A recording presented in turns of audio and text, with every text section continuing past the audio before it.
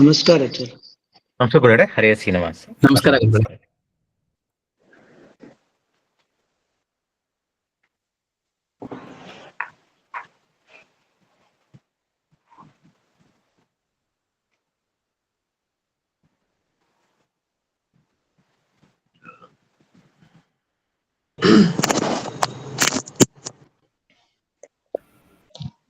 ನಮಸ್ಕಾರ ಗುರು.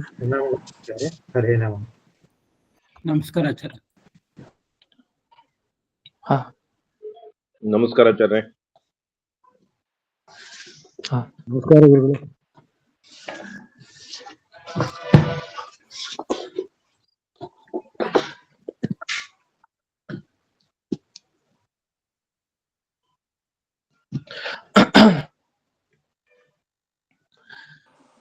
ಸುಮತಿಭಿರನುಮೇಜಂ ಶುಭ್ರಕಾಜಂ ಸಖಾಜಂ ಸುಖಮಜಮನಪಾಜಂ ಮುಕ್ತ್ಯುಪಾಜಂ ವಿಮಾಜಂ ದ್ರಹಜಮಹಮಮೇಜಂ ಧ್ಯೇಜಮಾಮ್ನಾಯಗೇಜಂ ಸದಜಮಸದಜೇಜಂ ಶ್ರೀಸಹಾಜಂ ಭಜೇಜಂ ಅಂಜನಾಸೂನು ಸಾನ್ನಿಧ್ಯಾತ್ ವಿಜಯೇನ ವಿರಾಜಿತಂ ಅಜಿತಪ್ರೀತಿಜನಕಂ ಭಜೇಹಂ ವಿಜಯಧ್ವಜಂ ತಪಸ್ವಾಧ್ಯಾಯ ಶುಶ್ರೂಷಾ ಕೃಷ್ಣ ಪೂಜಾರತಂ ಮುನಿಂ ವಿಶ್ವೇಶಮಿಷ್ಟದಂ ವಂದೇ ಪರಿವ್ರಾಟ್ ಚಕ್ರವರ್ತಿನಂ ಶ್ರೀ ಗುರುಭ್ಯೋ ನಮಃ. ಹರಿ ಓಂ. ಇದು ಕೇಳಿಸ್ತಾ ಇದೆ ಅಲ್ವಾ? ಕೇಳಿಸ್ತಾ ಇಲ್ಲ ಅಂತ ಹಾಕ್ತಾ ಇದಾರೆ. ಕೇಳಿಸ್ತಾ ಇದೆ ಗುರುಗಳೇ. ಕ್ಲಿಯರ್ ಆಗಿ ಕೇಳಿಸ್ತಾ ಇದೆ. ಹರೇ ಶ್ರೀನಿವಾಸ. ಆಯ್ತು, ಓಕೆ. ಲಾಗೌಟ್ ಆಗಿ ಲಾಗಿನ್ ಆಗ್ಲಿ ಆಚಾರ್ಯ, ಸರಿ ಹೋಗುತ್ತೆ. ಕೇಳಿಸ್ತಾ ಇದೆ.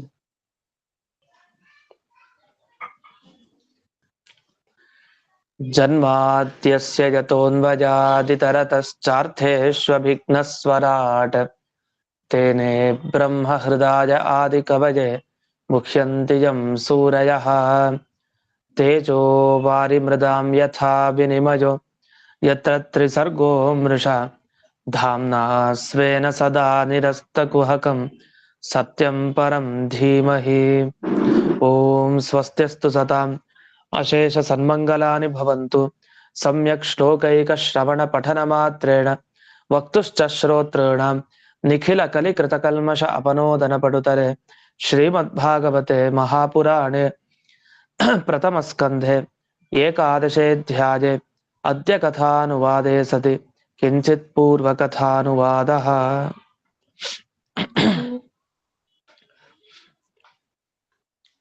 ನಿನ್ನೆ ನಾವು ಕೇಳಿದಂತೆ ಧರ್ಮರಾಜ ಬ್ರಾಹ್ಮಣರ ಬಳಿ ತನ್ನ ಒಂದು ಸಂಶಯವನ್ನು ವ್ಯಕ್ತಪಡಿಸ್ತಾ, ಇವನು ಮುಂದೆ ದೊಡ್ಡವ್ರನ್ನೆಲ್ಲ ಅನುಸರಿಸ್ಕೊಂಡಿರ್ತಾನ ಅಥವಾ ಹೇಗೆ ಅಂತ ತಾನು ಪ್ರಶ್ನೆ ಮಾಡ್ದ. ಹಾಗೆ ಇವನ ಯಶಸ್ಸು ಎಲ್ಲಾ ಕಡೆ ಹರಡತ್ತಾ, ಅಂಥ ವ್ಯಕ್ತಿತ್ವನ ಇವೊಂದು ಅಂತ. ಆಗ ಬ್ರಾಹ್ಮಣರೆಲ್ಲ ತಾವು ಹೇಳಿದ್ರು, ಇವನು ಆ ದಶರಥನ ಮಗ ರಾಮ, ಆ ರಾಮಚಂದ್ರನಂತೆ ಈ ಪರೀಕ್ಷಿತ್ರ ಮಹಾರಾಜ ಅಂತ. ಆಗ ನಮಗೆ ಪ್ರಶ್ನೆ ಬಂತು, ಹೇಳಿದ್ದೇನೋ ಚೆನ್ನಾಗಿದೆ, ರಾಮನ ಥರ ಇದಾನೆ ಪರೀಕ್ಷಿತ ಅಂದ್ರೆ ತುಂಬಾ ದೊಡ್ಡ ವ್ಯಕ್ತಿತ್ವ, ಖುಷಿ ಆಗತ್ತೆ. ಯಾವ ವಿಷಯದಲ್ಲಿ? ಬ್ರಹ್ಮಣ್ಯ ಸತ್ಯಸಂಧಶ್ಚ, ಸತ್ಯ ನುಡಿಯೋದ್ರಲ್ಲಿ ಅಗ್ರಗಣ್ಯ ಪರೀಕ್ಷಿತ.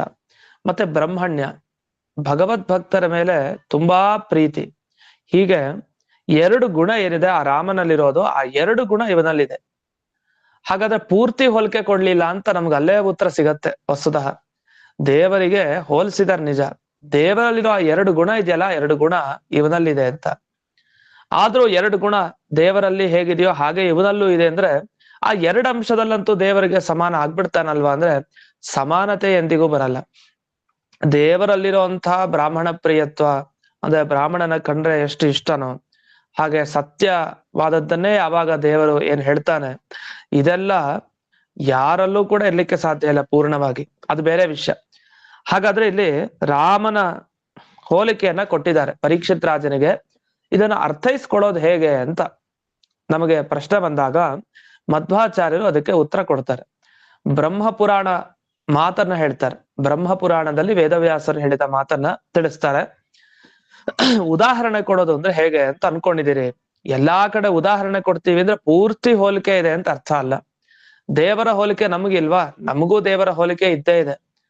ಅವನು ಯಾವತ್ತಿನಿಂದ ಇದ್ದಾನೆ, ಅವತ್ತಿನಿಂದ ನಾವೂ ಇದ್ದೀವಿ. ಆ ರೀತಿ ಕಾಲದ ರೀತಿಯಲ್ಲಿ ನಮಗೂ ಅವನಿಗೂ ಹೋಲಿಕೆ ಇದ್ದೇ ಇದೆ. ಅದೇ ರೀತಿ ಅವನು ಒಂದು ವಸ್ತು ಜಗತ್ನಲ್ಲಿ, ನಾವು ಒಂದು ವಸ್ತು. ಹೀಗೆ ದೇವರಿಗೂ ನಮಗೂ ಹೋಲಿಕೆ ಇದೆ. ತೀರಾ ಏನೂ ಹೋಲಿಕೆ ಇಲ್ಲ ಅಂತ ಹೇಳೋದು ತಪ್ಪು. ಹೋಲಿಕೆ ಇದ್ದೇ ಇರತ್ತೆ. ಆದ್ರೆ ಎಲ್ಲೋ ಅಲ್ಪ ಸ್ವಲ್ಪ ಈ ತರಹದ ಹೋಲಿಕೆ ಬಿಟ್ರೆ ಇನ್ಯಾವುದು ಏನೋ ಜ್ಞಾನ ಆನಂದ ಪೂರ್ಣವಾಗಿ ಅವನಿಗೂ ಇದೆ ನಮಗೂ ಆ ತರನೇ ಇದೆ ಅಂತ ಹಾಗೆ ಹೋಲಿಕೆ ಎಲ್ಲ ಇಲ್ಲ. ಅದಕ್ಕೆ ಅವರು ಉದಾಹರಣೆಯನ್ನು ಕೊಡ್ತಾ ಅಧಿಕ ದೃಷ್ಟಾಂತ, ಮಧ್ಯಮ ದೃಷ್ಟಾಂತ, ನ್ಯೂನ ದೃಷ್ಟಾಂತ ಅಂತ 3 ಶಬ್ದ ಬಳಸ್ತಾರೆ. ಒಂದು ಅಧಿಕ, ಮತ್ತೊಂದು ಮಧ್ಯಮ, ಮತ್ತೊಂದು ಊನ. ಅಧಿಕ ಅಂದ್ರೆ ತುಂಬಾ ಹೆಚ್ಚಿಂದು ಅಂತ ಅರ್ಥ. ತುಂಬಾ ಜಾಸ್ತಿ ಇರೋ ಗುಣಗಳು ಹೊಂದಿದ್ರೆ ಅಧಿಕ. ಮಧ್ಯಮ ಅಂದ್ರೆ ತುಂಬಾ ಅಲ್ಲ, ಮಧ್ಯಮ. ಊನ ಅಂದ್ರೆ ಒಂದು ಅಂಗ ಊನ ಆಗಿದೆ ಅಂತ ಹೇಳ್ತೀವಲ್ಲ, ಕಡಿಮೆ. ಊನ ಅಂದ್ರೆ ಕಡಿಮೆ ಅಂತ ಅರ್ಥ. ಹಾಗಾದ್ರೆ ಕಡಿಮೆ, ಮಧ್ಯಮ, ಅಧಿಕ, ಜಾಸ್ತಿ. ಹೀಗೆ 3 ರೀತಿ ನಾವು ಉದಾಹರಣೆಗಳನ್ನ ಕೊಡೋದಿದೆ. ಅದನ್ನ ಹೋಲಿಕೆ ಕೊಟ್ಟು ಕೂಡ್ಲೆ ಅದಕ್ಕಿಂತ ಇದು ಜಾಸ್ತಿ ಅಥವಾ ಅದಕ್ಕೆ ಸಮಾನ ಅಂತ ಹೇಗ್ ತೀರ್ಮಾನ ಮಾಡೋದು? ಅದು ನೋಡ್ಕೊಂಡು ನಾವು ತೀರ್ಮಾನ ಮಾಡ್ಬೇಕು. ನಾವೆಲ್ಲ ಈಗ ತಾನೇ ಸುಧಾ ಪಾಠಗಳೆಲ್ಲ ಕೇಳಿದ್ವಿ ಉಪಮಾಧೀಕರಣದ ಸಂದರ್ಭದಲ್ಲಿ. ಬಿಂಬ ಪ್ರತಿಬಿಂಬ ಅಂತ, ದೇವರ ಪ್ರತಿಬಿಂಬ ನಾವು. ಏನ್ ದೇವರ ಪ್ರತಿಬಿಂಬ ಅಂದ್ರೆ ದೇವರ ಅಧೀನವಾಗಿರ್ತೀವಿ, ದೇವರ ಹೋಲಿಕೆ ನಮ್ಮಲ್ಲಿ ಇರತ್ತೆ ಅಂತ. ಅದೇ ತಾನೆ ಆ ಹೋಲಿಕೆ ಎಲ್ಲ ಇರುತ್ತಲ್ಲ, ಅದೇ ರೀತಿ ಇಲ್ಲೂ ಕೊಟ್ಟಿರೋದು. ಬಿಂಬ ಪ್ರತಿಬಿಂಬ ಭಾವ ಎಲ್ರಿಗೂ ಇರತ್ತೆ. ದೇವರ ಪ್ರತಿಬಿಂಬ ಪರೀಕ್ಷಿತ ರಾಜ, ಹೌದು, ಎಲ್ಲರೂ ಕೂಡ ಆ ದೇವರ ಅಧೀನ, ದೇವರ ಹೋಲಿಕೆ ಸ್ವಲ್ಪ ಇದ್ದೇ ಇರತ್ತೆ. ಹಾಗೆ ನಾವು ಕೂಡ, ಅದರಲ್ಲೇನು ವಿವಾದ ಏನಿಲ್ಲ, ಅದೆಲ್ಲರೂ ಒಪ್ಲೇಬೇಕಾಗಿರೋದು. ಆದರೆ ಹೋಲಿಕೆ ಕೊಡೋದು ಯಾವ ರೀತಿ ಅನ್ನೋದಕ್ಕೆ ಒಂದು 3 ವಿಭಾಗ ಮಾಡಿದ್ದಾರೆ ಬ್ರಹ್ಮ ಪುರಾಣದಲ್ಲಿ. ಆ ವಿಭಾಗವನ್ನ ಗಮನಿಸ್ಕೊಳ್ಬೇಕು ಅಂತ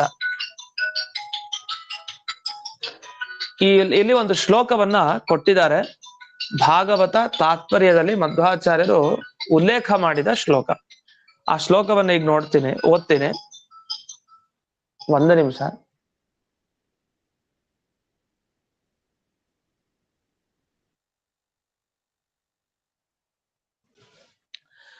ಊರ್ಣನಾಭ್ಯಾದಿಕೋ ವಿಷ್ಣೋಃ ವಿಷ್ಣುಸ್ತಥೈವ ಚ ವಿಷ್ಣುರ್ಜೀವಸ್ಯ ದೃಷ್ಟಾಂತಾಃ ಊನ ಸಾಮ್ಯಾಧಿಕಾಃ ಕ್ರಮಾತ್ ಅಂತ ಇದು ಪುರಾಣದಲ್ಲಿ ಬ್ರಹ್ಮ ಪುರಾಣದಲ್ಲಿ ಬರುವಂತಹ ಶ್ಲೋಕವನ್ನ ಉಲ್ಲೇಖ ಮಾಡಿದ್ರು.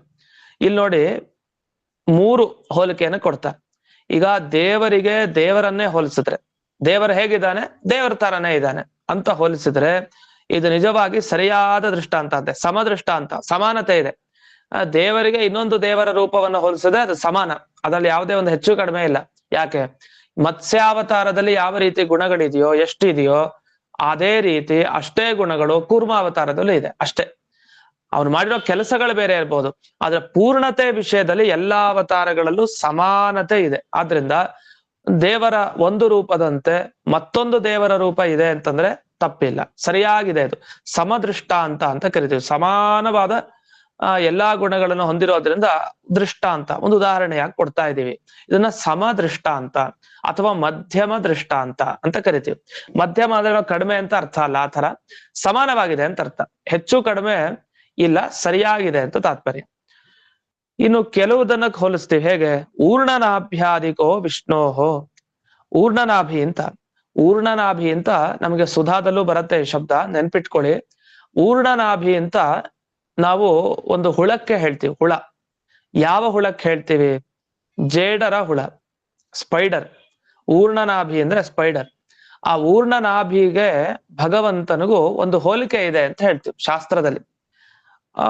ಈ ಜೇಡರ ಹುಳಕ್ಕೂ ಮತ್ತೆ ಈ ಭಗವಂತನಿಗೂ ಏನು ಹೋಲಿಕೆ? ದೇವರಿಗೂ ಹೋಲಿಸ್ತೀವಿ. ಆ ದೇವರು ಹೇಗಿದ್ದಾನೆ ಅಂದ್ರೆ ಊರ್ಣನಾಭಿ ತರ ದೇವರಿದ್ದಾನೆ ಅಂತ ಶಾಸ್ತ್ರಗಳಲ್ಲಿ ಬರುತ್ತೆ. ಅದು ವಿಸ್ತಾರವಾಗಿ ಬರುತ್ತೆ, ಇದ್ರ ಬಗ್ಗೆ ಚರ್ಚೆನೂ ಇದೆ, ಬಹಳ ಚೆನ್ನಾಗಿದೆ. ಸುಧಾ ಇದರಲ್ಲೆಲ್ಲ ಮುಂದೆ ಬರುತ್ತೆ, ಪಾಠದಲ್ಲಿ ಕೇಳ್ತೀವಿ. ಇಲ್ಲಿ ಸದ್ಯ ಭಾಗವತದ ಈ ಸಂದರ್ಭದಲ್ಲಿ ಊರ್ಣನಾಭಿ ಅಂತ ಬಳಸಿದ್ದು ಈ ಅಭಿಪ್ರಾಯದಿಂದ ದೇವರು ಇಡೀ ಜಗತ್ತನ್ನ ತಾನು ಸೃಷ್ಟಿ ಮಾಡ್ತಾನೆ, ಮತ್ತೆ ಇಡೀ ಜಗತ್ತನ್ನ ಸಂಹಾರ ಮಾಡ್ತಾನೆ. ಇದು ಗೊತ್ತಿರೋ ವಿಷಯ. ಹೇಗ್ ಮಾಡ್ತಾನೆ? ತನ್ನ ದೇಹದ ಒಳಗಡೆ, ತನ್ನ ಹೊಟ್ಟೆಯ ಒಳಗಡೆ ಜಗತ್ತಿತ್ತು, ಆ ಒಳಗಡೆ ಇದ್ದ ಜಗತ್ತನ್ನ ಹೊರಗ್ ತರ್ತಾನೆ. ಇದೇ ಸೃಷ್ಟಿ ಅಂದ್ರೆ. ಮತ್ತೆ ಹೊರಗಿದ್ದದ್ದನ್ನ ಒಳಕ್ಕೆ ಹಾಕೋತಾನೆ. ಇದು ಸಂಹಾರ. ಈ ಜೇಡರ ಹುಳ ಏನ್ ಮಾಡುತ್ತೆ, ತಾನು ಬಲೆಯನ್ನ ನಿರ್ಮಾಣ ಮಾಡುತ್ತೆ. ಬಲೆಯನ್ನ ನಿರ್ಮಾಣ ಮಾಡಿ ಚಿಕ್ಕ ಚಿಕ್ಕ ಕೀಟಗಳನ್ನೆಲ್ಲ ಅಲ್ಲಿ ಬೀಳೋ ತರ ಅದ್ ಹಾಗೆ ಸುತ್ತಾಕೊಂಡ್ಬಿಡ್ಬೇಕು, ಅದ್ ಮತ್ತಲ್ಲಿ ತಪ್ಪಿಸ್ಕೊಂಡು ಹೋಗಂಗಿಲ್ಲ. ಆ ತರ ಜೇಡರ ಬಲೆಯ ನಿರ್ಮಾಣ ಆಗತ್ತೆ. ಆ ರೀತಿ ಆ ಹುಳ ನಿರ್ಮಾಣ ಮಾಡುತ್ತೆ. ಇಲ್ಲಿ ಅದು ಬಾಯಿಂದ ಬರುತ್ತಲ್ಲ, ಆ ಬಾಯಿಂದ ಅದು ನೇರವಾಗಿ ಅದು ಬಲೆಯನ್ನ ನಿರ್ಮಾಣ ಮಾಡ್ತಾ ಹೋಗುತ್ತೆ ಆ ಜೇಡರ ಹುಳ. ಅದು ವಾಸ್ತವಿಕವಾಗಿ ಜೇಡರ ಹುಳಾನೇ ಆ ಬಲೆ ಅಲ್ಲ.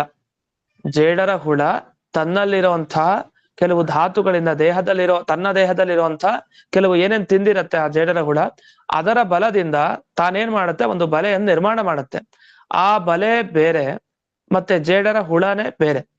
ಅದೇ ರೀತಿ ದೇವರ ಒಳಗಡೆ ಇದ್ದ ಜಗತ್ತು ಅದು ದೇವರೇ ಅಲ್ಲ. ಆ ಒಳಗಡೆ ಇದ್ದ ಜಗತ್ತನ್ನ ಹೊರಗಡೆ ಹೇಗೆ ಒಂದು ಜೇಡರ ಹುಳ ಬಲೆಯನ್ನ ನಿರ್ಮಾಣ ಮಾಡುತ್ತೋ ಹಾಗೆ ಭಗವಂತ ಜಗತ್ತನ್ನ ನಿರ್ಮಾಣ ಮಾಡ್ತಾನೆ. ಹಾಗಾದ್ರೆ ಜಗತ್ತು ದೇವರು ಒಂದೇ ಅಲ್ಲ. ಅಂದ್ರೆ ಜಗತ್ತಿನಲ್ಲಿರೋ ನಾವು ನೀವು ಎಲ್ಲ ಇದೀವಿ, ನಾವು ದೇವರು ಒಂದೇ ಅಲ್ಲ. ಹೇಗೆ ಅಲ್ಲಿ ಊರ್ಣನಾಭಿ ಅದು ಹೇಗೆ ಜಗತ್ತನ್ನ ಅಂತಂದ್ರೆ ಬಲೆಯನ್ನ ಸೃಷ್ಟಿ ಮಾಡುತ್ತೋ ಆ ರೀತಿ ದೇವರು ಕೂಡ ಸೃಷ್ಟಿ ಮಾಡ್ತಾನೆ. ಅವನು ನಮಗೆ ತಂದೆ ತರ ಅಷ್ಟೇ ಹೊರತು ಅವನೇ ನಾವಾಗಿಲ್ಲ.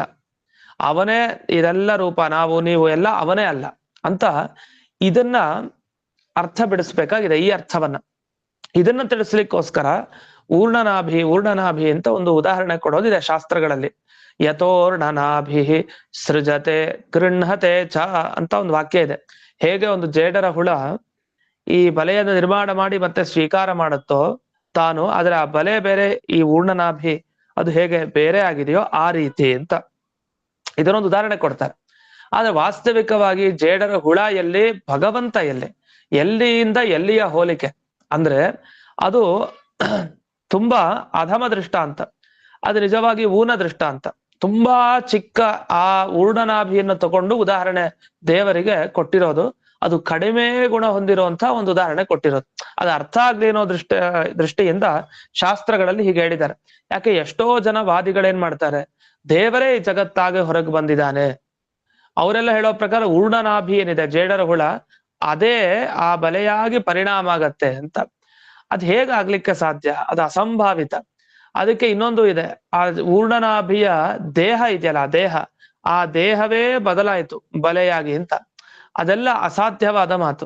ಆ ತರ ಹೇಳಿದಾಗಾಯ್ತು ಅಂತ ಒಂದು ಅನುಭವಕ್ಕೆ ಬರೋ ರೀತಿಯಲ್ಲಿ ಒಂದು ಉದಾಹರಣೆ ಕೊಟ್ಟಿದ್ದಾರೆ. ಇದನ್ನ ಊನ ದೃಷ್ಟ ಅಂತ ಕರಿತೀವಿ. ಕಡಿಮೆ ಗುಣ ಇದ್ರೆ ಯಾವುದಕ್ಕೆ ಹೋಲಿಕೆ ನೀಡ್ತೀವಿ ಅದರಲ್ಲೇ ಜಾಸ್ತಿ ಗುಣ ಇದೆ. ಯಾವ್ದ್ರಲ್ಲಿ? ಈಗ ದೇವರಿಗೆ ಆ ಜೇಡರ ಹುಳದ ಹೋಲಿಕೆ ಕೊಡ್ತೀವಿ, ಆದ್ರೆ ನಿಜವಾಗಿ ಹೋಲಿಕೆ ಕೊಡೋದ್ರಲ್ಲೇ ಕಡಿಮೆ ಗುಣ ಇದೆ ಜೇಡರ ಹುಳದಲ್ಲಿ. ದೇವರಲ್ಲಿ ಅನಂತಾನಂತ ಗುಣ ಉಂಟು. ಆದ್ರಿಂದ ಇದನ್ನ ಊನ ದೃಷ್ಟ ಅಂತ ಕರಿತೀವಿ. ಊರ್ಣನಾಭಿಯನ್ನ ಉದಾಹರಣೆ ಕೊಟ್ರೆ ಇದು ಒಂದು. ಮತ್ತೊಂದು ವಿಷ್ಣೋಸ್ತಥೈವಚ, ವಿಷ್ಣುವಿಗೆ ವಿಷ್ಣುವೇ ಉದಾಹರಣೆ, ದೇವರಿಗೆ ದೇವರೇ ಅಂದ್ರೆ ಆಗ್ಲೇ ಹೇಳಿದಂತೆ ಸಾಮ್ಯ ದೃಷ್ಟ ಅಂತ ಹೇಳ್ತೀವಿ. ಇನ್ನೊಂದು ಜೀವರ ತರ ಭಗವಂತ ಇದ್ದಾನೆ ಅಂತ ಹೇಳೋದು. ಜೀವನ ತರ ಭಗವಂತ ಅಂತ ಇದೇನು ಹೇಳೋದು? ಇದು ತಪ್ಪಾಗ್ಬಿಡತ್ತೆ. ಯಾಕೆ? ಜೀವರ ತರ ಭಗವಂತ ಇದ್ದಾನೆ ಅಂದ್ರೆ ಇದು ಯಾವ ದೃಷ್ಟ ಅಂತ ಹೋಲಿಸ್ತೀರಿ? ಇದು ನಿಜವಾಗಿ ಹೇಳೋದಿದ್ರೆ ಇದು ಮಧ್ಯಮ ದೃಷ್ಟ ಅಂತನೋ ಕಡಿಮೆನೋ ಜಾಸ್ತಿನೋ ಏನು ಹೇಳಿಕೊಟ್ಟೆ? ಜಾಸ್ತಿ ಅಂತೂ ಅಲ್ಲ. ಯಾಕೆ? ಜೀವ ಯಾವತ್ತು ದೇವರಿಗಿಂತ ಚಿಕ್ಕವನು. ಹಾಗಾದ್ರೆ ಕಡಿಮೆ ಅಂತ ಹೇಳ್ಬೋದು, ಸಾಮ್ಯ ಹೇಳಲಿಕ್ಕೂ ಬರಲ್ಲ. ಹಾಗಾದ್ರೆ ಕಡಿಮೆ ಅಂತಾನೆ ಹೇಳ್ಬೇಕು ಅಂತ. ಹೀಗೆ ಈ ಉದಾಹರಣೆಗಳಲ್ಲಿ ನಮ್ಗೇನಾಗತ್ತೆ ಅಂದ್ರೆ ಎಲ್ಲ ನೋಡಿದಾಗ ಒಂದ್ ರೀತಿಯಲ್ಲಿ ಭಗವಂತನಿಗೆ ಯಾವುದನ್ನ ಹೋಲಿಕೆ ಕೊಟ್ರು, ಈ ತರ ಭಗವಂತ ಇದ್ದಾನೆ ಅಂದ್ರು ಅದೆಲ್ಲ ಊನ ದೃಷ್ಟ ಅಂತ, ಕಡಿಮೆದಕ್ಕೆ ಸೇರೋದದು. ಈ ತರ ಇದೆ. ಹಾಗಾದ್ರೆ ಮಧ್ಯಮ ಇದಕ್ಕೆಲ್ಲ ಹೇಗೆ ಇಟ್ಕೊಳ್ಳೋದು ಅಂದ್ರೆ ದೇವರಿಗೆ ದೇವರನ್ನೇ ಹೋಲಿಕೆ ಕೊಟ್ರೆ ಅದು ಸಮಾನನೂ ಆಗತ್ತೆ, ಅಧಿಕ ಅಂತೂ ಆಗ್ಲಿಕ್ಕೆ ಸಾಧ್ಯ ಇಲ್ಲ. ಯಾಕೆ? ದೇವರಿಗಿಂತ ದೇವರೇ ದೊಡ್ಡವನು ಅಂತ ಹೇಳ್ಬೇಕಿಲ್ಲ, ಆದ್ರೆ ದೇವರಿಗಿಂತ ದೇವರು ದೊಡ್ಡವನು ಅಂದೇನು, ಅದೇ ರೀತಿ ಸಮಾನತೆಯಲ್ಲೇ ಮತ್ತೆ ಕೊನೆಗೆ ಬರುತ್ತೆ. ಈ ತರ ಈ ಶ್ಲೋಕದ ಅರ್ಥವನ್ನ ಅರ್ಥೈಸ್ಕೊಳ್ಳೋದ್ರಲ್ಲಿ ಬಹಳ ಕಷ್ಟ ಇದೆ. ಅಂತೂ 3 ರೀತಿ ಉದಾಹರಣೆಗಳನ್ನ ಕೊಡೋದಿದೆ. ಇನ್ನೂ ಕೂಡ ಇನ್ನೊಂದು ರೀತಿ ಹೇಳ್ತಾರೆ. ಹೇಗೆ ಅಂದ್ರೆ ಉದಾಹರಣೆಗೆ ಈಗ ಪರೀಕ್ಷಿತ್ ರಾಜ ಇದ್ದಾನೆ. ಪರೀಕ್ಷಿತ್ ರಾಜನನ್ನ ಯಾರಿಗ್ ಹೋಲಿಸ್ತೀವಿ ನೋಡೋಣ. ಈಗ 3 ಬರುತ್ತೆ ನಮ್ಗೆ. ದೇವರ ವಿಷಯದ ಬರೋದ್ ಕಷ್ಟ, ಆದ್ರೆ ಇಲ್ಲಿ 3 ಬರುತ್ತೆ. ಈಗ ಪರೀಕ್ಷಿತ್ ರಾಜ ಯಾರ ತರ ಇದ್ದಾನೆ? ಅವನ ವಂಶದಲ್ಲಿ ಯಾರ್ಯಾರು ಬಂದ್ರು, ಅವನ ತಾತ ಮುತ್ತಾತಂದ್ರು ಯಾರ್ಯಾರಿದ್ದಾರೆ ಅವರ ತರ ಪರೀಕ್ಷಿತ್ ರಾಜ ಇದ್ದಾನೆ ಅಂತ ಹೋಲಿಸಿದ್ರೆ, ಆಗ ಪರೀಕ್ಷಿತ್ ರಾಜನಿಗಿಂತ ತಾತ ಮುತ್ತಾತಂದ್ರಲ್ಲ ಅವ್ರು ತುಂಬಾ ದೊಡ್ಡವರು. ಹಾಗಾದ್ರೆ ಅವರಲ್ಲಿರುವಂತಹ ಏನು ಗುಣಗಳಿದೆ ಅದಕ್ಕಿಂತ ಕಡಿಮೆ ಇದೆ ಪರೀಕ್ಷಿತ್ ರಾಜನಲ್ಲಿ. ಆದ್ರೆ ಇದು ಒಂದ್ ರೀತಿ ಹೆಚ್ಚಿನ ದೃಷ್ಟಾಂತ. ಆ ತಂದೆ ತಾತ ಮುತ್ತಾತನ ತರ ಇದಾನೆ ಅಂದ್ರೆ ಅವ್ರು ತುಂಬಾ ದೊಡ್ಡ ಪರಾಕ್ರಮಿಗಳವರೆಲ್ಲ. ಅವರ ತರ ಇವನು ಅಂದ್ರೆ ಅವರಲ್ಲಿ ತುಂಬಾ ಗುಣ ಇದೆ, ಅವರ ಏನೋ ಒಂದು ಅಂಶ ತುಂಡು ಇವನಲ್ಲಿ ಇದೆ ಅಂತ ಅಷ್ಟೇ. ಹಾಗಾದ್ರೆ ತುಂಬಾ ಅಧಿಕ ದೃಷ್ಟಾಂತ ಅಂತ ಕರಿತೀವಿ. ಅಥವಾ ಈ ಬೇರೆ ಬೇರೆ ರಾಜನನ್ನು ಕೊಡ್ತೀವಿ, ಅದು ಪರೀಕ್ಷಿತ್ ರಾಜನ ತರಾನೇ ಅವರು ಕೂಡ ಹುಟ್ಟಿ ಬೆಳೆದು ಅದೇ ತರ ಇರ್ತಾರೆ. ಅಂತವ್ರನ್ನ ಹೋಲಿಸಿದ್ರೆ ಅಂಥ ರಾಜರಿಗೆ ಸಮಾನವಾದ ದೃಷ್ಟಾಂತ. ಪರೀಕ್ಷಿತ್ ರಾಜನಲ್ಲಿ ಎಷ್ಟು ಗುಣಗಳಿದೆಯೋ ಅಷ್ಟೇ ಗುಣ ಇನ್ನೊಬ್ಬ ರಾಜನಲ್ಲಿ ಇದೆ. ಇದು ಹೋಲಿಕೆ. ಇನ್ನೊಂದು, ಪರೀಕ್ಷಿತ್ ರಾಜ ಹೇಗಿರ್ತಾನೆ? ಸಿಂಹದ ತರ ಇದ್ದಾನೆ, ಮೃಗೇಂದ್ರ ಇವ ಅಂತ ಹೇಳ್ತೀವಿ. ಸಿಂಹದ ತರ ಅಂದ್ರೆ ಸಿಂಹ ಅನ್ನೋದು ನೀಚ ಪ್ರಾಣಿ. ಸಿಂಹದಲ್ಲಿರೋ ಗುಣಕ್ಕೂ ರಾಜನಲ್ಲಿರೋ ಗುಣಕ್ಕೂ ತುಂಬಾ ವ್ಯತ್ಯಾಸ ಇದೆ. ಅದನ್ನ ಸಿಂಹ ಅದು ಊನ ದೃಷ್ಟಾಂತ, ಕಡಿಮೆ ಉದಾಹರಣೆ ಕೊಟ್ರಿ ಅಂತ. ಹಾಗಾದ್ರೆ ಒಂದು ಹೋಲಿಸ್ಕೊಳ್ಳೋದ್ರಲ್ಲೂ ಕೂಡ ಇವನ್ ತರ ಓದ್ತಾನೆ ಅಂತ. ಅವನು ಹಿಂದಿನ ಕಾಲದವ್ರ ತರ ಎಲ್ಲ ಓದ್ತಾ ಇದ್ದ ಅಂತ. ಹಿಂದಿನ ಕಾಲದವ್ರು ತುಂಬಾ ಚೆನ್ನಾಗಿ ಓದ್ಕೊಂಡಿದ್ರು, ಅವ್ರ ಏನೋ ಒಂದ್ ಅಂಶ ಇವನು. ಆಗೇನ್ ಮಾಡ್ತೀವಿ, ಹಿಂದಿನ ಕಾಲದವರೆಲ್ಲ ಯಾರು ಓದಿದ್ರು ತುಂಬಾ ಚೆನ್ನಾಗಿ, ಅವರ ಒಂದು ಅಂಶ ಇವನು ಅಷ್ಟೇ. ಹಾಗಾದ್ರೆ ಅವರೆಲ್ಲ ತುಂಬಾ ಜಾಸ್ತಿ ಅಂತ ಅದನ್ನು ಹೋಲಿಕೆ ಕೊಟ್ಟಿ.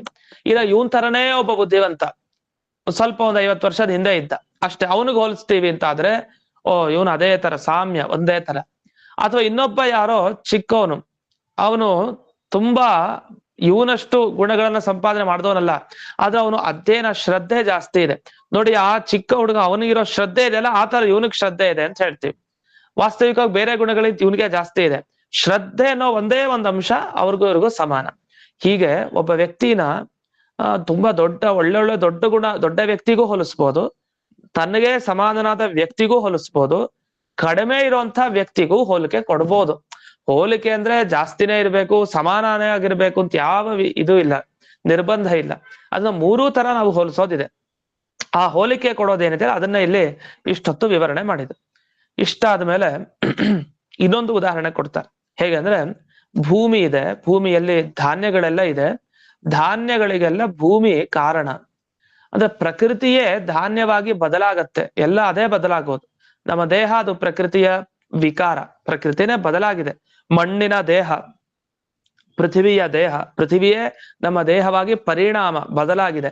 ಹಾಗೆ ದೇವರು ಅಂದ್ರೆ ದೇವರು ನಿಜವಾಗಿ ಬದಲಾಗಿಲ್ಲ ಜಗತ್ತಾಗಿ. ಆದ್ರೆ ಏನಂದ್ರೆ, ಪೃಥ್ವಿ ಹೇಗೆ ಕಾರಣ ಆಗಿದೆಯೋ ಅನೇಕ ವಸ್ತುಗಳಿಗೆ ಆ ಕಾರಣ ಅಷ್ಟೇ ಹೊರತು ಅದೇ ಅಲ್ಲ.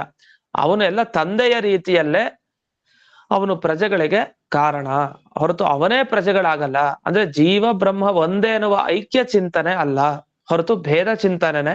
ಭೇದ ಚಿಂತನೆ ಮಾಡ್ಬೇಕಾದ್ರೆ ಹೀಗೆ ಭೇದ, ಆಧಿಕ್ಯ, ಮಧ್ಯಮ, ಊನ. ಅದನ್ನ ಇನ್ನೊಂದು ಶಬ್ದದಲ್ಲಿ ಹೇಳೋದಿದ್ರೆ ಅಧಿಕ. ಇಲ್ಲೂ ಒಂದೇ ಹಾಕ್ಬಿಟ್ಟಿದ್ದಾರೆ, ಇದನ್ನೇ ಹೇಳ್ಕೊಳ್ಳೋಣ. ಬ್ರಹ್ಮ ಪುರಾಣದಲ್ಲಿ ಊನ, ಸಾಮ್ಯ, ಅಧಿಕ.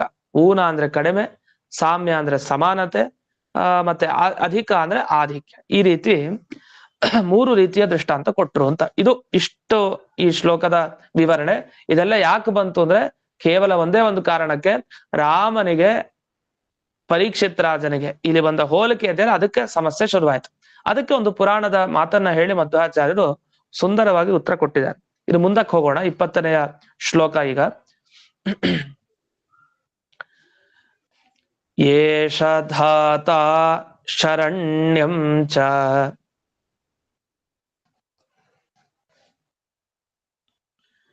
ಯಥಾ ಹ್ಯೌಷೀ ನರಶಿಭಿಃ. ಇಲ್ಲಿ ಬಿಡಿಸ್ಕೊಳ್ಬೇಕು. ಯಥಾ ಹ್ಯೌಷೀ ನರಹ ಅಂತ ಇದೆ, ಕಷ್ಟ ಶಬ್ದ ಅದು. ಹಿ ಔಷೀ ನರಹ ಅಂತ ಬಿಡಿಸ್ಬೇಕು. ಹಿ ಔಷೀ ನರಹ, ಅದನ್ನು ಸೇರಿಸಿದಾಗ ಹ್ಯೌಷೀ ನರಹ ಅಂತ ಆಗತ್ತೆ. ಯಶೋ ವಿತನಿತಾ ಸ್ವಾನಾಂ ದೌಷ್ಯಂತಿರಿವ ಯಜ್ವನಾಂ.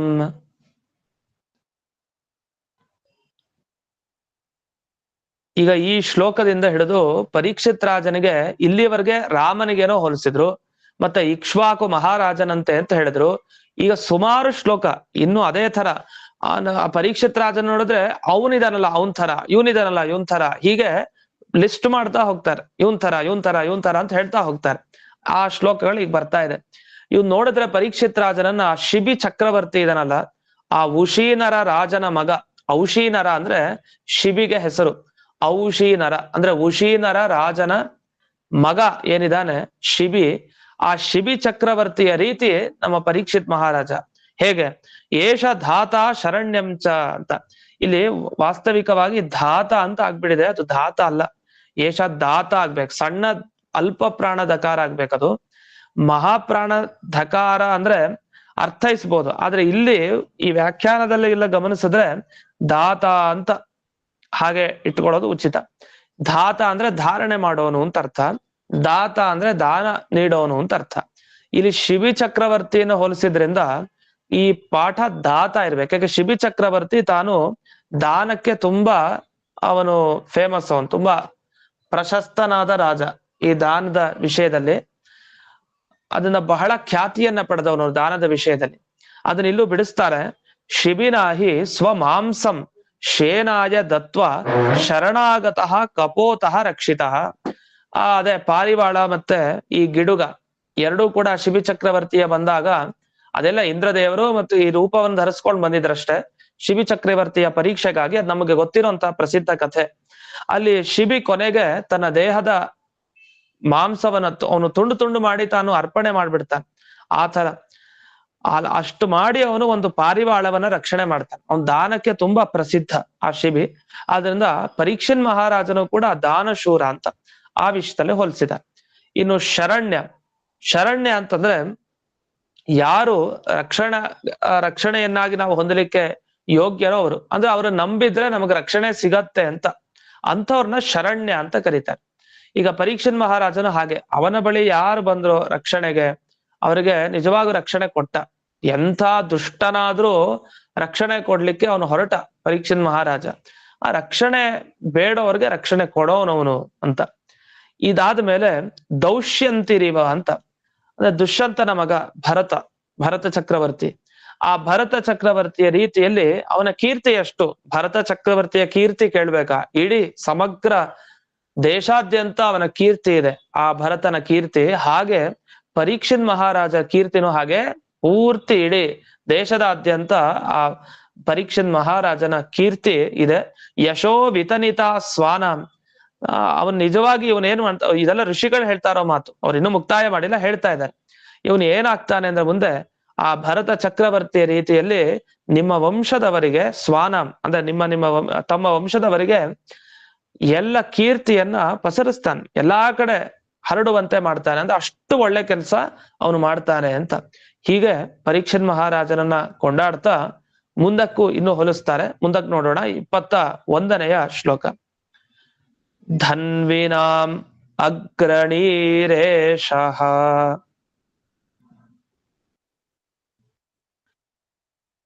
ತುಲ್ಯಶ್ಚಾರ್ಜುನಯೋರ್ದ್ವಯೋಃ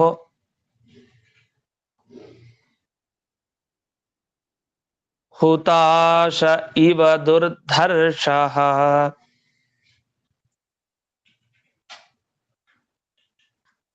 ಸಮುದ್ರ ಇವ ದುಸ್ತರಃ.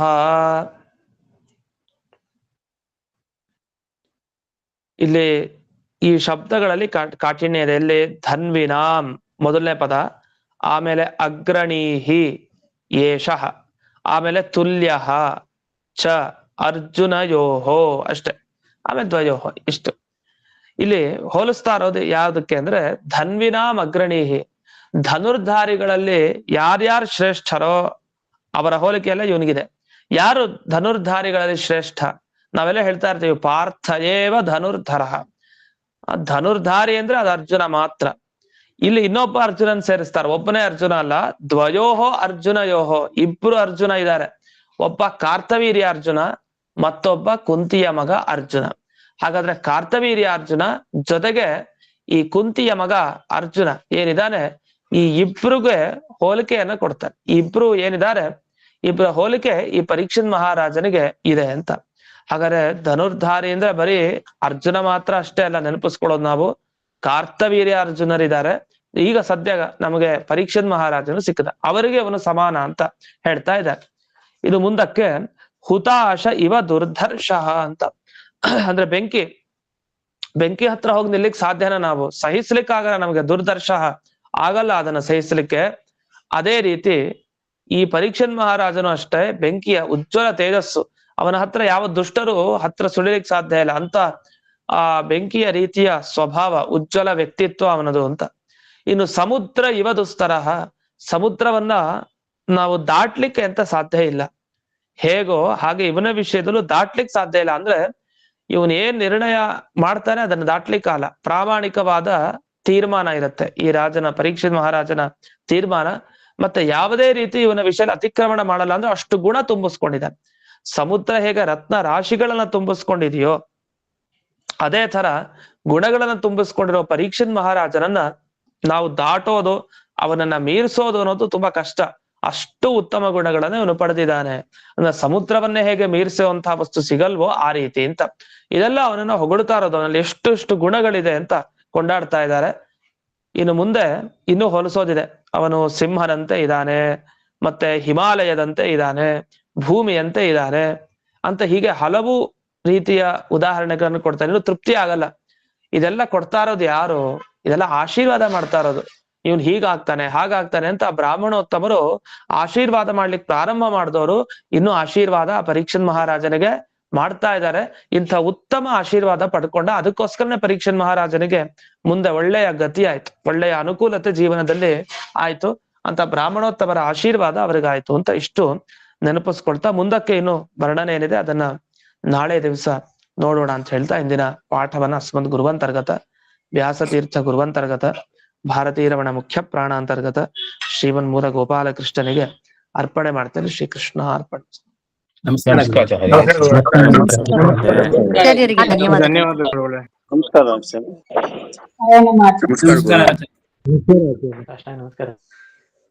ನಮಸ್ಕಾರ ಆಚಾರ್ಯ.